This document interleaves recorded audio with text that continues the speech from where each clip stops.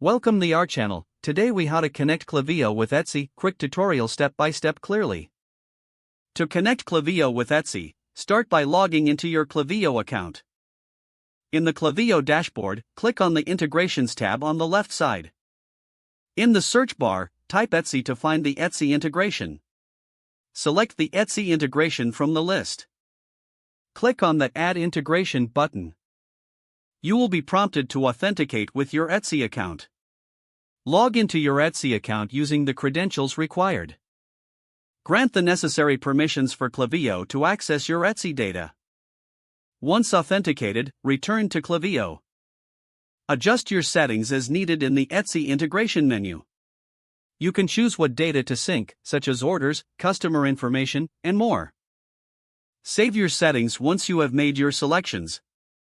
To test the integration, place a test order in your Etsy shop. Check Klaviyo to ensure the order data appears as expected. If you see the data, your integration is successfully set up.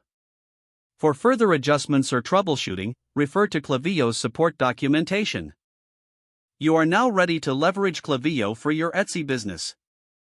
If the page does not load, refresh the browser or try again in a private or incognito window. Make sure you are using the correct email address, then retype it carefully to avoid small typos. If your password is not accepted, use the reset option and create a new strong password you can remember. Check your spam folder for verification or security emails, then complete any requested confirmation steps. Enable two-factor authentication if available to improve account security and reduce unauthorized access risk. After signing in, review your profile details so your contact information and settings are accurate and current. If you see an error message, note it down and try again after restarting your device and internet connection. Log out when you finish, especially on shared devices, to keep your account and payment information secure.